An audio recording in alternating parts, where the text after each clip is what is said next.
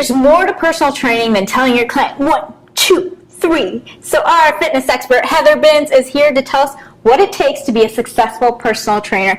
Thanks, Heather. So, well, how do you know, there's a lot of fit people out there. How do you know that you can take it to the next level and take a hobby into a business?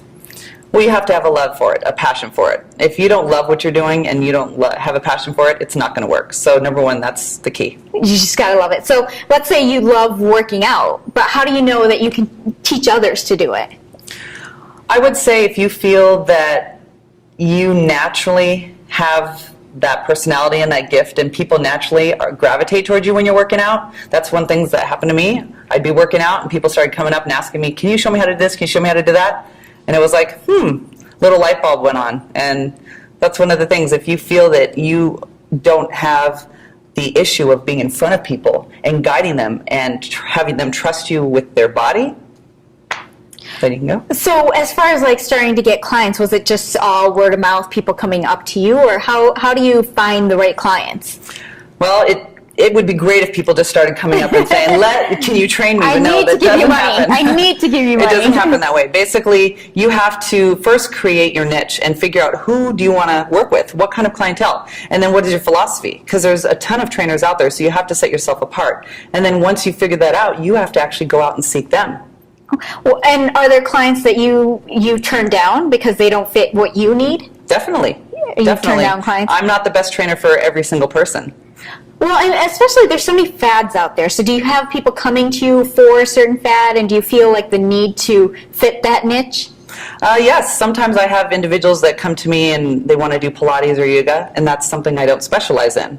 But if I have someone coming to me to lose body fat and build their endurance, for example, running marathons, doing triathlons, or just even improving their body and building some muscle mass so they can stay healthy, or correcting the physical imbalances in their body, reducing pain, then I can work with that. And do you help them with the whole body thing of like making sure they're eating right and all of that stuff? Definitely, you have to, because a lot of it is the nutrition. A lot of it's what you put in your mouth. Now, let's talk about, again, with the business side of it, because, I mean, when you're building a relationship and working closely with a client, how do you make sure, like, let's say they're not coming on time or they're not paying, how do you make sure that you're still, having a good client rapport, but taking care of business? Well, if they're not paying, they're not your client. So the first thing is they're going to pay ahead of time. And then if they're not showing up, it's your responsibility to find out what motivates that client to get them to show up.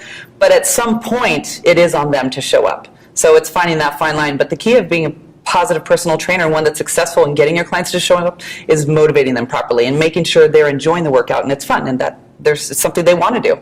What about people who, they want to get in shape, but they, like you're saying, they're not motivated to get there? Can you help them with the simple step of just getting there and being motivated? Definitely.